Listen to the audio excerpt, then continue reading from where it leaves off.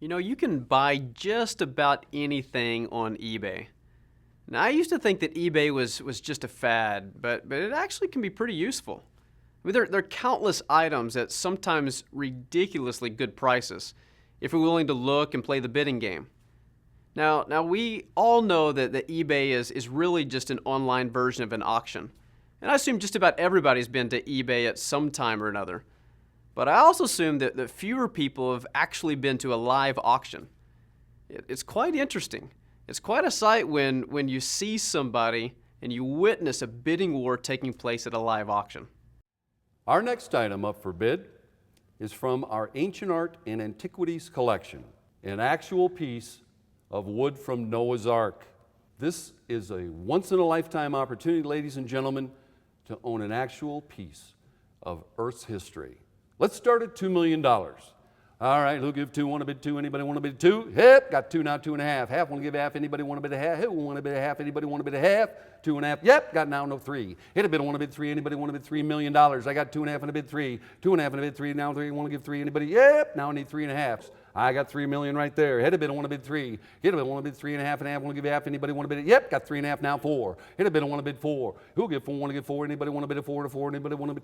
We're not renting it, folks. We're selling it. $4 million. Here we go. Yep, got 4 now, 4.5. Half, want to give half? Anybody want to bid a half? 4 and a million. Want to bid a half? Anybody want to bid a half? 4 and a million. Anybody a half? 4 million and a half. I got 4 and a bid half. Anybody? Yep, got 4.5 now, 5. Hit a bid, I want to bid 5. Hit a bid on 4.5 and a bid 5. Want to give 5? Anybody want to bid a 5? 5, want to bid 5. Yep, got 5 now. How about 5.5? Half, want to give half? Anybody want to bid a half? 5.5. Going once. Ladies and gentlemen, going twice. Are you all done? Sold it right there. $5 million to the man. To the man.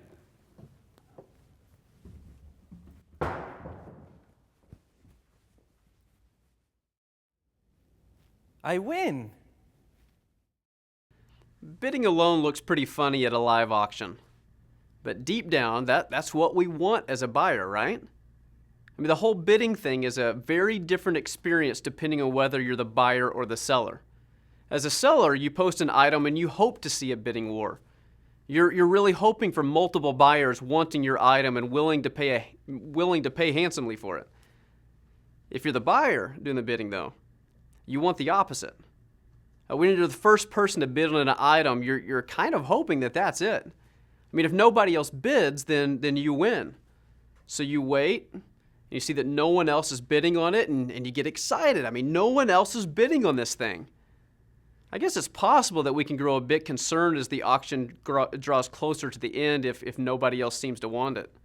I mean, like, what if this is not really the piece of gum chewed by Britney Spears as advertised? And we could go very quickly from, I'm the only bidder, to, wait, I'm the only bidder. Well, we're in this new series called Obey, which we're running alongside of our Kids City team. And it's so important to our relationship with God to become a person who obeys Him. So why are we talking about bidding in eBay? Well, the two words, eBay and obey, are different really only by one vowel sound. But there are more similarities than just that. The way that eBay works many times is a lot like how obey works, especially when it comes to the experience of bidding. And today we're talking about one of the most famous stories in the entire Bible. It's just the story of a guy by the name of Noah. Now, I would assume that most of us are at least somewhat familiar with the story about this man who built a big old boat in preparation for a coming flood. It's a great story. But even if you've heard it before, I want to challenge you to hear it maybe in a fresh way and hopefully notice a few things that you've never noticed before. Things that have a whole lot to do with our spiritual journey. All right, let's dive right in. Pun intended. Here's what Genesis chapter 6 says. It says, the Lord observed the extent of human wickedness on the earth. He saw that everything they thought or imagined was consistently and totally evil. So the Lord was sorry that He had ever made them and put them on the earth. It broke His heart. God was looking at the world that He made and loved, and it had become a total disaster because of the opposite of obey in the lives of the human race. God's good world had become twisted into a total disaster. Violence and wickedness was just everywhere. It was so bad that God felt like just wiping it all out and calling it a day. And the Lord said, I will wipe this human race I've created from the face of the earth. Yes, I will destroy every living thing, all the people, the large animals, the small animals that scurry along the ground, even the birds of the sky. I'm sorry that I ever made them. But Noah found favor with the Lord. But Noah enters the picture. And I love how Noah makes his entry. It comes in a very short, very powerful statement about his relationship with God. Noah found favor with God. We don't know exactly what it was, but there was something about Noah in God's eyes. So God comes up with a very important job for Noah. Instead of wiping everything out, God's going to go another way to set things right. It's going to start with Noah building a boat. And it's not just any boat. We're given the dimensions in the Bible, so just try to picture this. It would be as long as 1.5 football fields. It'd be as wide as 75 feet and another 45 feet tall. That's a pretty big boat. And God says he's going to flood the earth and put things back to the way they were when he started with just Noah and his family. And one pair of every kind of animal. I mean, we can almost see the parallels between this story and the creation story that we talked about last week. I mean, God tells Noah that this is what he's going to do. And Noah had to be thinking that this was kind of scary or kind of nuts or maybe both. I mean, flood the entire earth? I mean, can you imagine being Noah and hearing from God about the impending global catastrophe? And then God tells you to build a boat saying that the survival of mankind, the repopulation of the earth, depends on you. What if you're Noah and God asks you to do this and nobody else? I mean, Noah does have his family, but this mission ultimately falls on Noah's shoulders. Noah has to build the boat. Noah has to let everyone know that the end of the world is coming as they know it when they ask why he's building this huge boat in the middle of the field. I mean, what would that have been like? Though the Bible doesn't say it, it's not a stretch to think that Noah was mocked and he was treated like a total lunatic. It had to be an incredibly lonely job. I mean, for Noah, obeying God meant bidding alone. But in spite of this seemingly crazy command from God, Noah obeys God and he gets to work. Noah starts to saw and cut and hammer and put things together, this huge vessel. And one thing about the construction of the ark that I think most of us probably were never taught, Noah didn't build the ark like a weekend do-it-yourself project. Do you know how long the Bible says it took Noah to build the ship? 100 years. You know, growing up, a few hours to build a model airplane seemed like a long time to me. And Noah is at this solitary task for 100 years. But Noah obeys and gets it done. One of the most fascinating statements about Noah is recorded in the last verse of Genesis chapter 6. It says, Noah did everything just as God commanded. That's an incredible statement about what it means to obey. Though he had to stand alone when no one else understood nor supported, Noah obeyed God. Over time, it must have been incredibly tough. But Noah did everything as God commanded him for 100 years. I mean, tuck that detail away. We're going to come back to that in just a minute. Eventually, the ark was finished and it was time to board.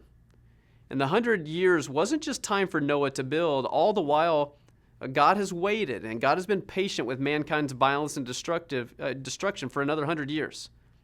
But now it's time. And somehow all these animals show up in pairs and Noah and his family go up the gangplank or whatever it was and the hatch was closed and Noah sets sail with his wife, their 3 sons, and their sons' 3 wives. And who knows how many pairs of breeding animals. And to be honest, I'm kind of surprised that God spared cats.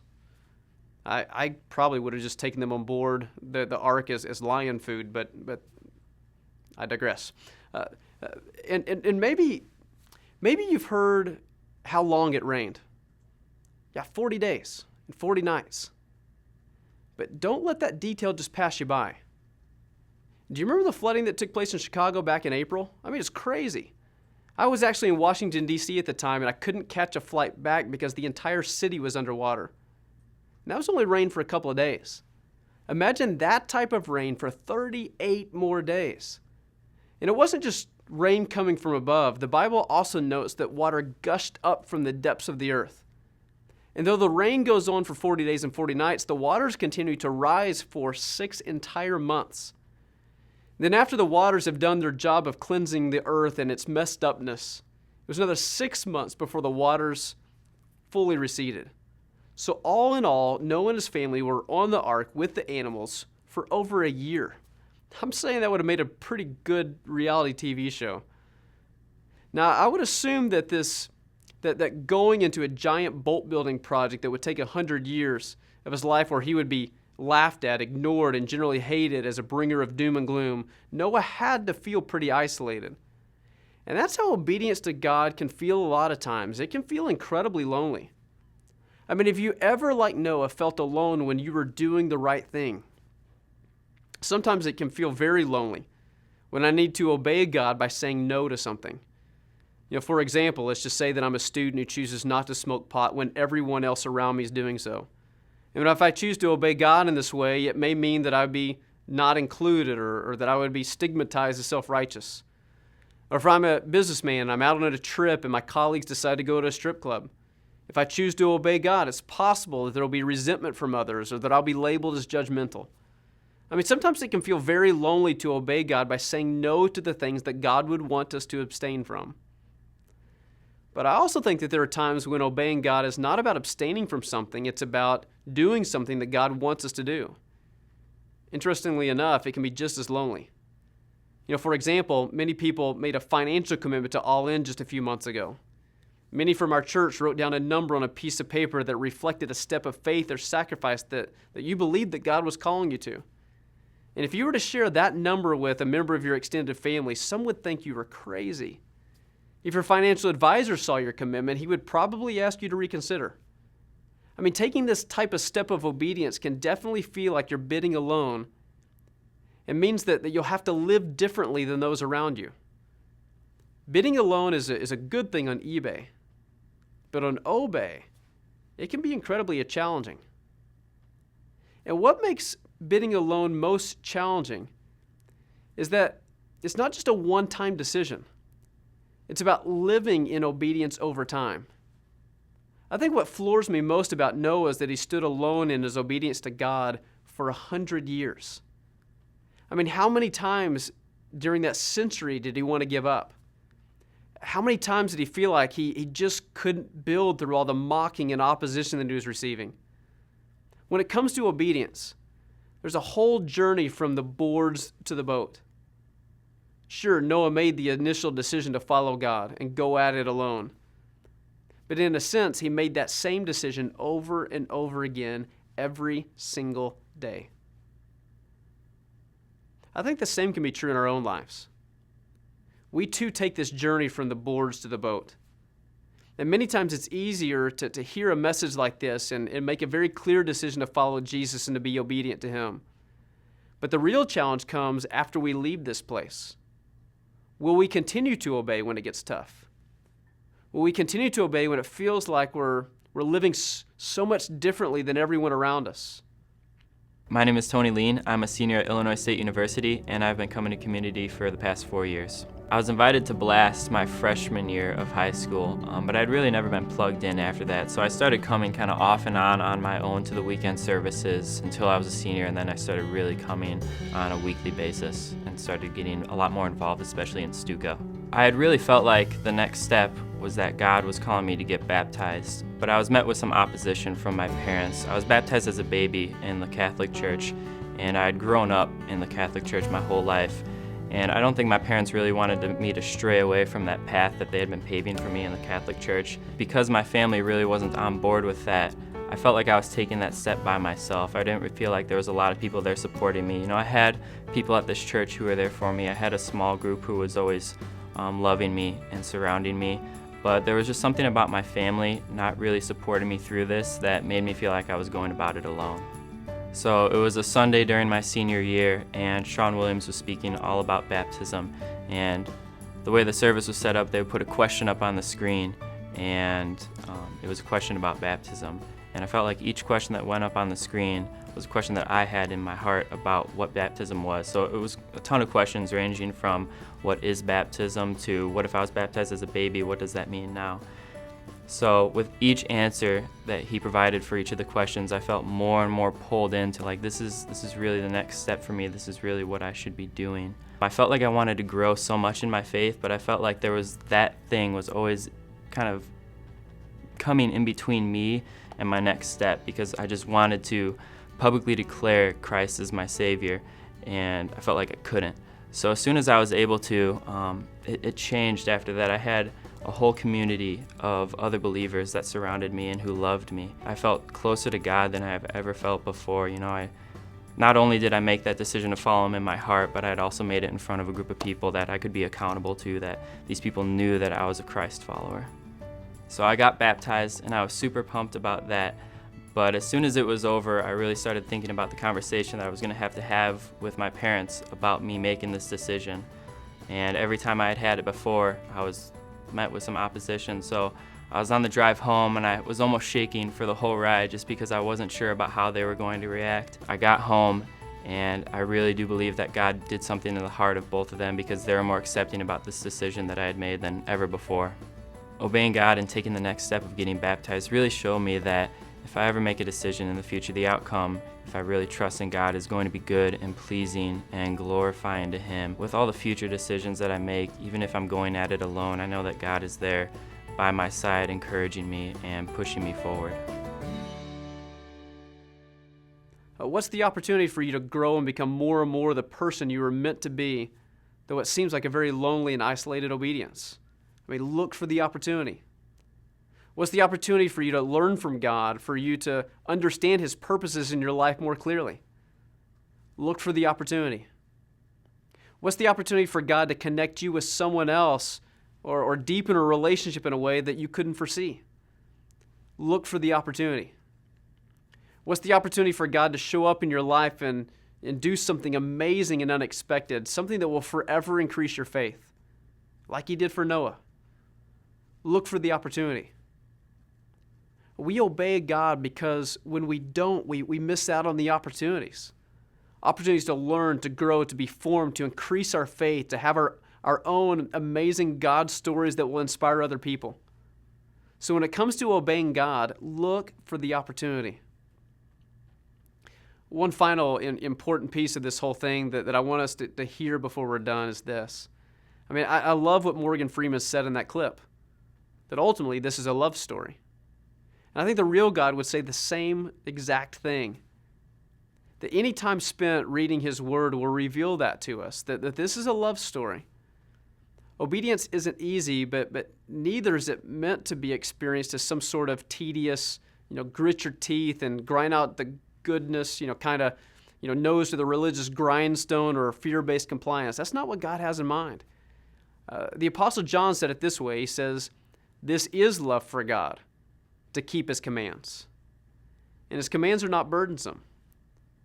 Jesus said it like this, my yoke is easy, my burden is light. Obedience is a part of God's love story with us. At first glance, the story of Noah and his ark might seem like a destruction story, a judgment story. But at its core, it's really a love story. About the love between God and His family, about God's love toward the future of the human race and its new start. But it required some big-time obedience on the part of Noah and his family so they could enter into that story. And when it comes to God calling us to obey Him, it's a part of His love story with us. And I love the parallels of this ancient story of Noah with our current love story with God. The ark, the instrument of salvation that saved Noah and his family from death and brought life and new creation to the world, is made out of wood. And so is the instrument of salvation that saves us and brings new life to our world, the cross that Jesus died on. That big wooden ark was built, but Noah and his family still had to choose whether they were going to obey God and whether they're going to enter through the door. In the same way, Jesus gave Himself for us and offers us a way of new life and salvation. He even said of Himself, "I am the door." So we need to choose whether we'll enter into new life through Him. In fact, choosing to follow Jesus becomes our first act of obedience to God and allows us to enter into this new story for our lives. Noah's story is a story of redemption and love, and so is Jesus' story. That's the story that you're a part of. Will you choose to follow God and enter through the door that Jesus opened on the cross? Will you choose to enter into His love and enter into the love story with God, where He's your Father and He knows what's best for your life, and He has so much more in store for your life and your eternity than you can possibly even comprehend? Will you choose to trust Him enough in this story to obey Him even when it's hard and feels lonely? When you're bidding alone in obedience, look for the opportunities to learn and grow and experience what God has for you.